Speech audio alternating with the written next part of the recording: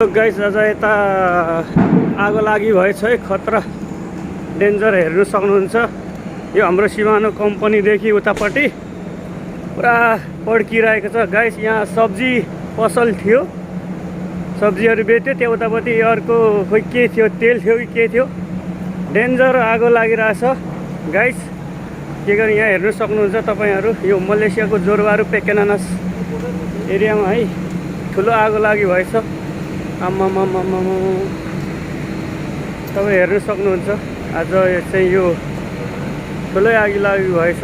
म जुम गरेर देखाउँछु, हेर्नु सक्नुहुन्छ। यहाँ यो धेरै डेन्जर आगो लागेको हो। यो उतापट्टि खोइ के थियो अलि यता यो देखेको चाहिँ सागसब्जीहरू, यो उतापट्टि चाहिँ डेन्जर लागिरहेछ आगो। विद्युत सर्ट भएर आगो लागि भयो क्या हो।